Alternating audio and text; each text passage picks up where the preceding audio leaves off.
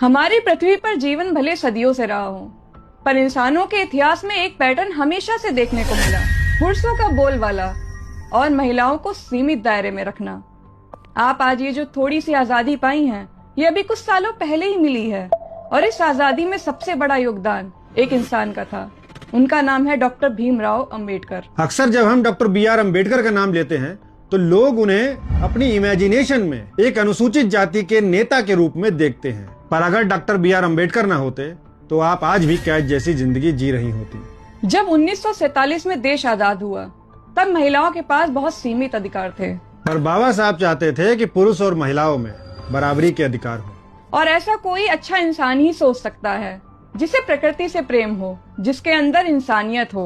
आजादी के पहले हालात ये थे कि सिर्फ बेटों को ही संपत्ति में हिस्सेदार माना जाता था, बेटियों को ये अधिकार नहीं थे। शादी के बाद पति आपको मारे पीटे, आपकी जिंदगी नरक बना दे, फिर भी आपको उसके साथ ही रहना पड़ता था। तलाक का अधिकार भी नहीं था, विधवा महिलाएं दूसरी शादी भी नहीं कर सकती थी।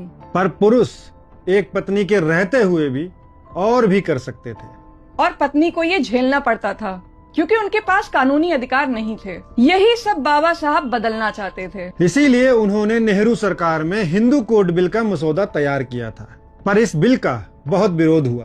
विरोध का कारण था, हमेशा से ताकत पुरुषों ने अपने पास रखी है।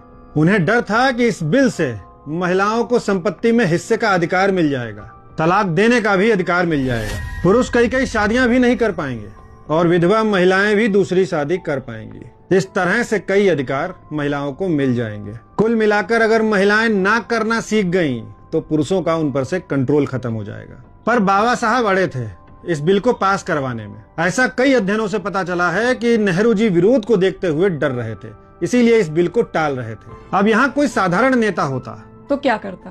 वो सोचता, अरे छोड़ो, मुझे क्या, मैं तो देश का कानून मंत्री हूँ, मैं क्यों पंगा लूं।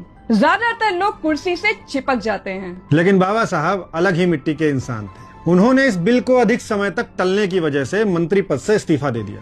सोचिए, एक इंसान ने सिर्फ बदलाव के लिए इस देश का सबसे बड़ा पद त्याग दिया। भले ही वो बिल उस समय पास नहीं हुआ, लेकिन उनकी उस कुर्बानी और लगातार दबाव की वजह से आगे चलकर 1955-56 में उसी बिल को 4 टुकड़ों में लाया गया। और अगर आज देश की बेटियों के पास कानूनी अधिकार है और वो बराबरी का जीवन जी रही हैं, तो उन अधिकारों पर बाबा साहब के पद की कुर्बानी और उनकी जिद शामिल है।